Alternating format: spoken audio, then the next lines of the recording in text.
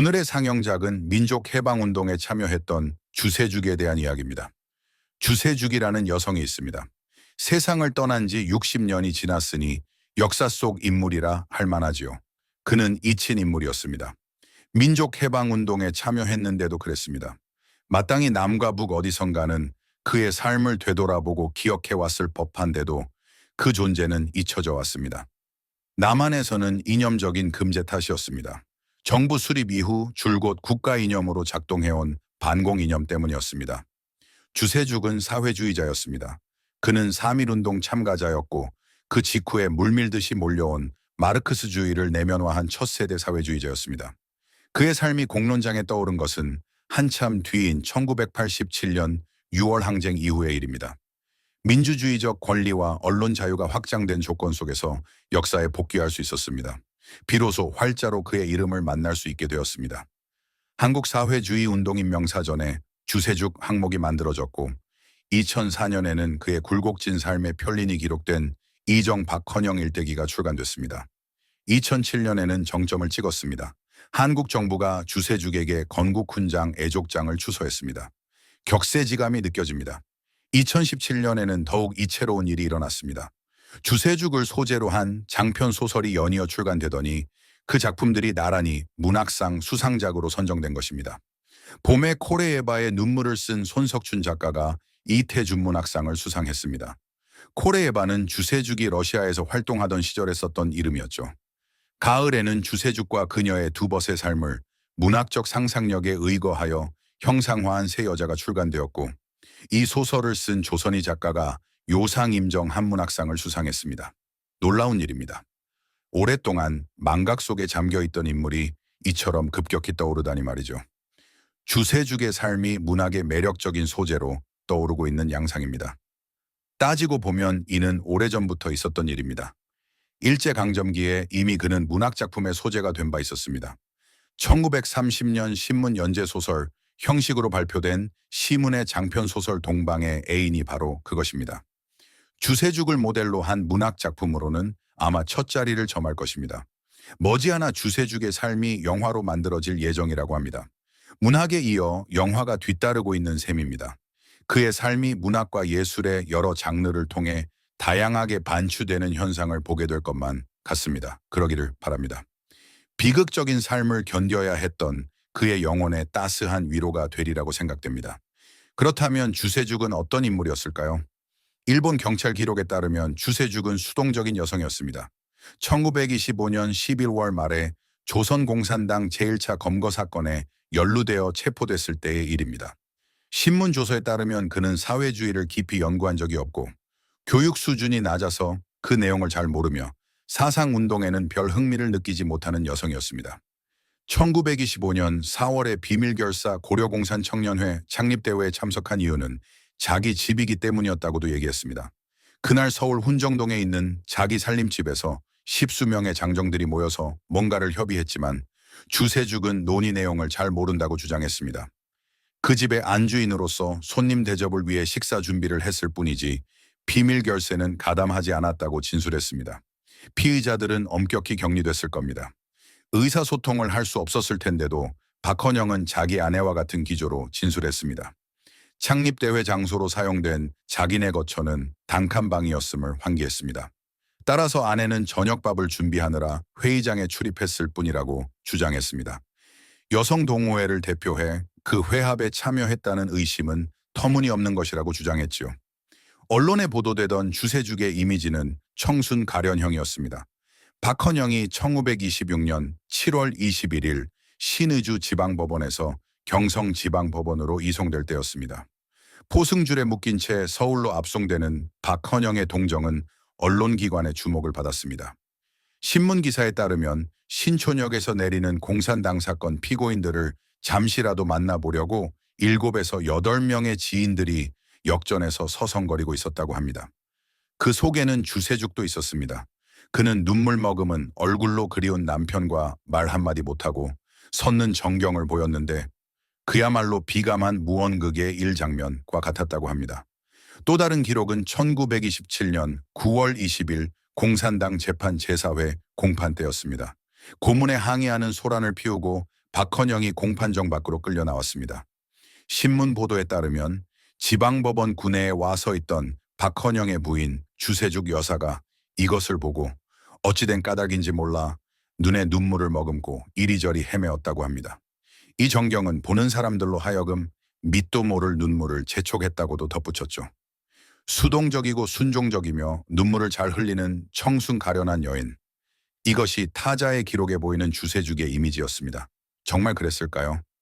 주세죽이 스스로 작성한 기록에는 전혀 다른 이미지가 담겨 있습니다. 최근에 주세죽의 자필 기록이 발견됐습니다. 이력서라는 제목의 6쪽짜리 필기체 문서입니다. 직접 펜을 들고 잉크를 찍어서 쓴 것으로 일제강점기 옛 맞춤법에 따라 쓴 국한문 혼용의 글입니다. 오자나 탈자가 눈에 띄지 않고 문장 구성이 문법에 합당하게 짜인 교육받은 지식층이 작성했을 법한 글이지요. 펜촉이 덜 길든 탓인지 잉크 흐름이 균일하지 않아서 덜어 지나기가 들쭉날쭉합니다. 그래서 더욱 생생한 느낌을 줍니다. 아담하고 단정한 맛이 느껴지는 필적으로 역사 속 글을 직접 만나는 느낌마저 듭니다. 이 문서는 연구자의 관심을 끄는 것입니다.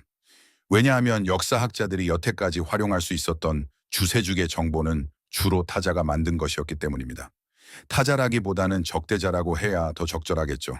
지금까지 주세록에 대한 기록은 일본 경찰이 작성한 피의자 신문조서나 소련 내무인민위원부 신문관이 남긴 문답록 따위였습니다. 그에게서 범죄 혐의를 이끌어내려는 목적의식을 가진 자들이 생산한 기록이었고, 거기에서는 주세죽 삶의 진면목을 드러낸다든가 내면 세계의 진정성을 밝힌다는 등의 목표는 처음부터 기대할 수 없었습니다. 맥락이 단절된 단편적인 정보가 나열되어 있기 일쑤였지요. 이런 자료에만 의존한다면 아무리 주의 깊게 사료 비판을 하더라도 메마르고 엉뚱한 이미지를 만들어내기 십상입니다. 그런데 뜻밖에도 당사자가 자기 의지로 작성한 기록이 나타난 것입니다. 이 문서는 1930년 3월 24일에 쓴 것으로 주세죽이 모스크바에서 살던 때였습니다. 나이 30살, 젊고 활동적이며 아름다운 시절이었죠. 그는 동방노력 자공산대학에 재학 중이었습니다. 1929년 2월에 입학했으니 이제 2학년이었고 혼자가 아니었습니다. 가족과 함께 살고 있었죠. 남편 박헌영은 국제레닌대학 2학년에 재학 중이었습니다. 아이도 있었습니다.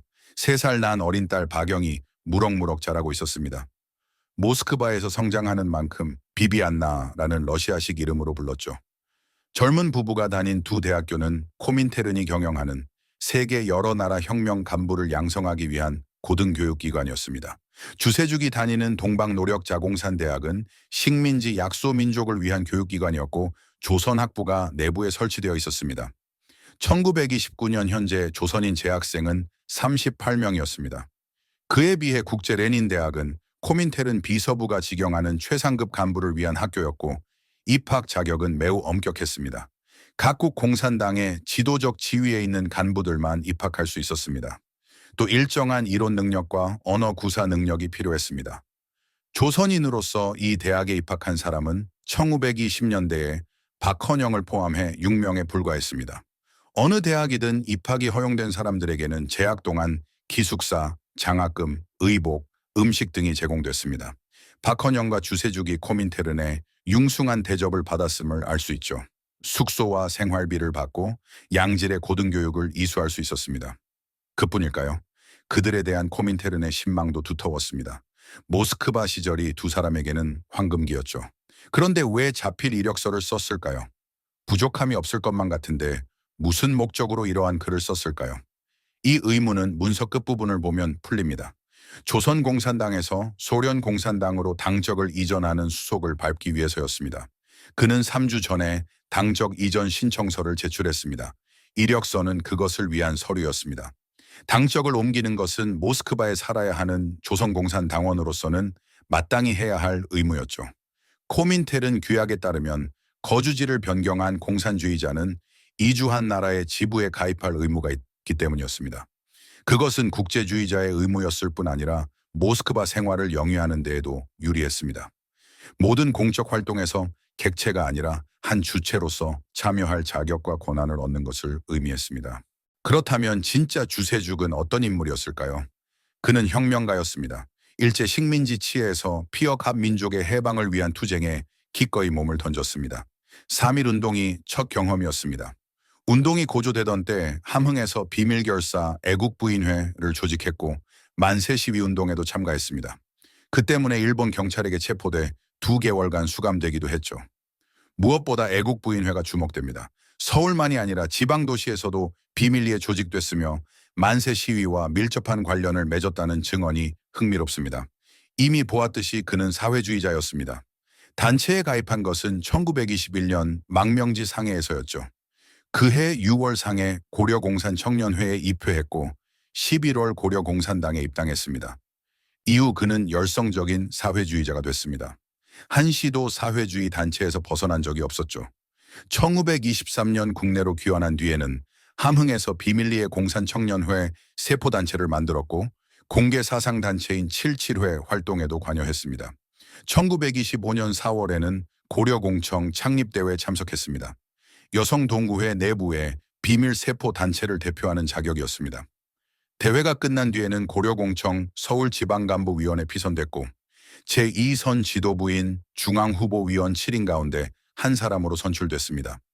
그해 5월에는 인천 정미 여공들을 조직화할 목적으로 인천에 출장을 갔고 거기서 비밀리에 공청세포단체를 결성했습니다. 그는 여성운동가였습니다.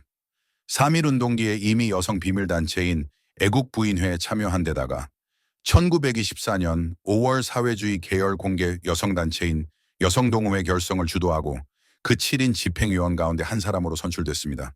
그뿐만이 아닙니다. 여성동호회 내부에 은밀하게 공산주의 세포단체를 조직했습니다. 이듬해에는 서울 지역의 대중적인 여성단체를 만들기 위해 경성여자청년동맹을 결성하는 데 참여했습니다.